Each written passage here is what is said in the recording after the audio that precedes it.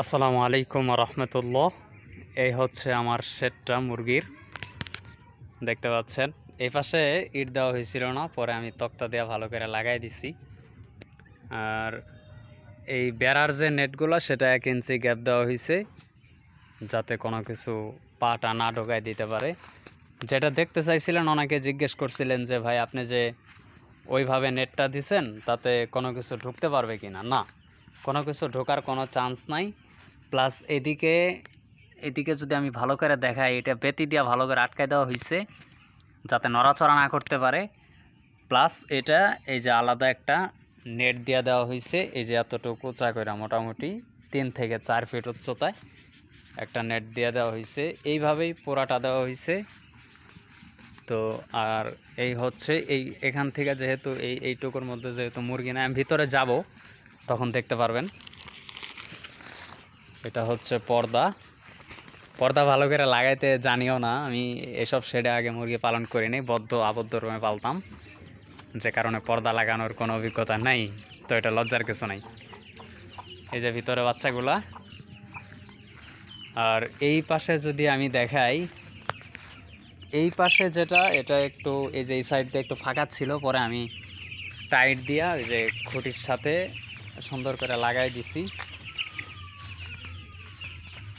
চলে তাদের মানে চতুর্পাশটা এরকমটাই। এই যে এই পাশেও কিন্তু জাল দিয়ে নেট দেওয়া আছে, যাতে শিয়ালে কোনো কিছু না করতে পারে,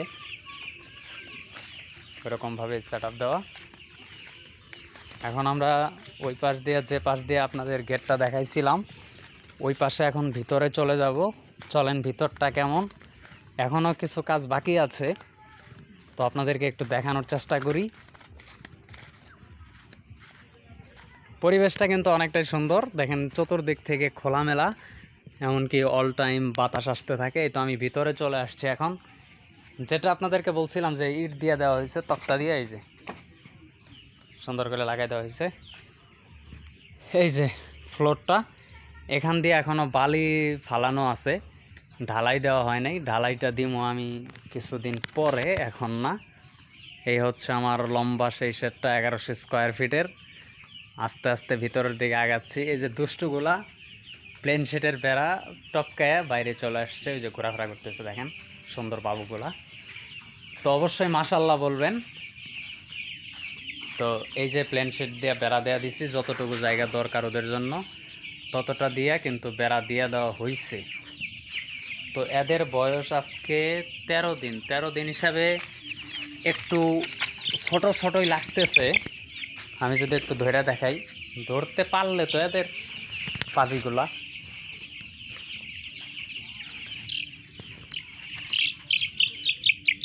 এই যে একটাকে ধরে ফেলছি, দেখেন 13 দিন হিসাবে একটু ছোট আপনাদের কাছে মনে হইতে পারে, বাট হ্যাঁ আসলেই ছোট।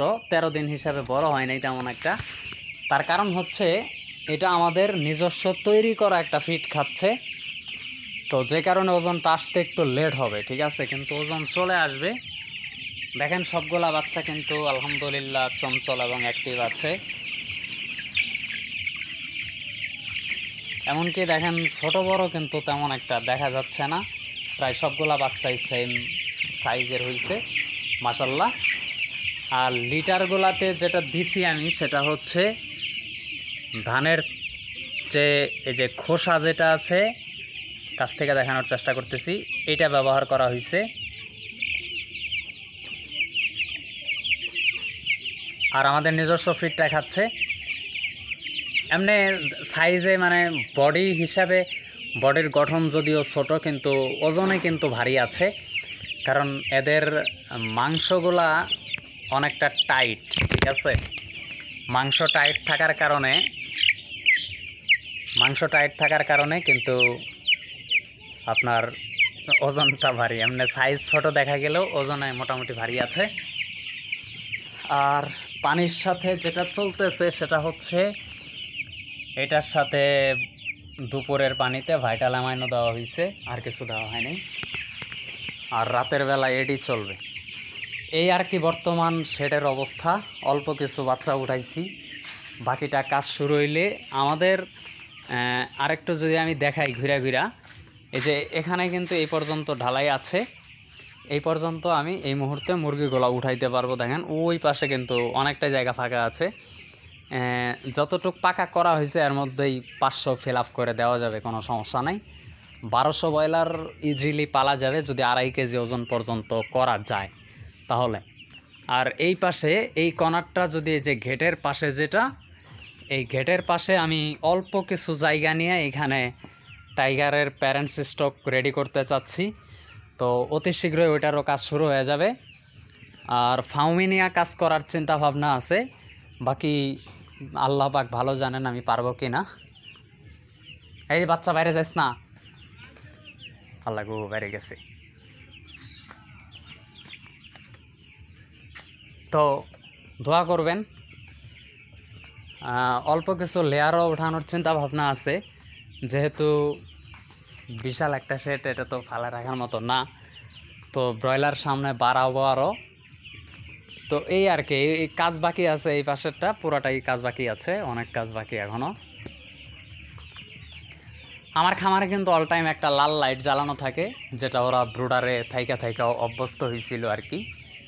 ওই যে এই লাইটটা অল টাইম জ্বলে, মানে রাতে সারা রাত জ্বলতে থাকে। আর রাতের বেলা পাত্রের মধ্যে খাবারও দেওয়া থাকে।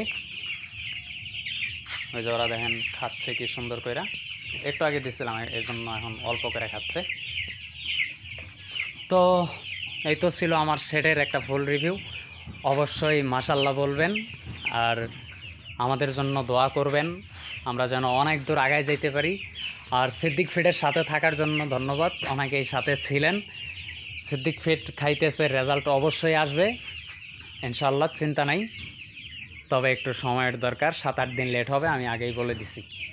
কারণ হচ্ছে এখানে হাই পারফর্ম যেগুলা মানে হার্বাল টাইপের যে কেমিক্যালগুলা কোম্পানি ব্যবহার করে, সেইগুলা কিন্তু ব্যবহার করা হয় নাই মূলত।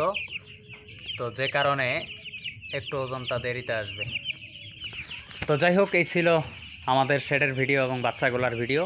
অবশ্যই আবারও শেষবারের মতো বলছি যে মাশাল্লাহ বলবেন, নাহলে বদনজরে লেগে যেতে পারে।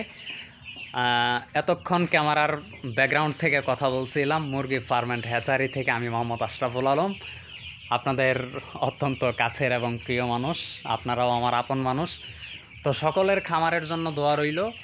আর অবশ্যই লিটার ম্যানেজমেন্টটা ঠিকভাবে করার চেষ্টা করবেন আপনারা। যদি আমার লিটারগুলো আমি আবারও ধরে দেখাইতে চাই, দেখেন কি সুন্দর, একদম কিন্তু ঝরঝরে ঝরঝরে, কোনো দলা টলা নেই। তো এইভাবে রাখার চেষ্টা করবেন। আর লিটারটা অবশ্যই একদম নাকের কাছে নিয়ে দেখবেন, ঘৃণার কিছু নাই ভাই, ঘৃণা করলে খামার করতে পারবেন না। নাকের কাছে নিয়ে দেখবেন যে গ্যাস ট্যাস হইছে কিনা, কারণ অরিজিনাল মানে মলমূত্রের একটা গন্ধ থাকে, প্লাস অ্যামোনিয়া গ্যাসের আরেকটা গন্ধ থাকে, ঠিক আছে? এটা নাকের কাছে নিলে বোঝা যায়। অনেকেই যেটা করে যে উপর হইয়া দেখে যে লিটারে গন্ধ হয়েছে কিনা, না, আপনাকে নাকে নিয়ে দেখতে হবে, তাহলে আপনি বুঝতে পারবেন যে আসলে গন্ধ হয়েছে কি হয় নাই। তো অনেকক্ষণ বক বক করলাম, কথার মধ্যে ভুল বা বেয়াদবি আল্লাহর রাস্তে মাফ করবেন। তো আমার খামারের জন্য দোয়া করবেন, আপনাদের সকলের শখের খামার, প্রিয় খামারের জন্য, কলিজার বাচ্চাগুলার জন্য, সোনা বাবুগুলার জন্য, সকলের মুরগির জন্য দোয়া রইল। যে যেটাই করেন আল্লাহ তাআলার রহমত এবং বারাকা দান করেন। নাসরুম মিনাল্লাহি ওয়া ফাতহুন কারীব ওয়া আখিরি দাওয়ানা আনিল হামদুলিল্লাহি রাব্বিল আলামিন। আসসালামু আলাইকুম ওয়া রাহমাতুল্লাহি ওয়া বারাকাতুহু।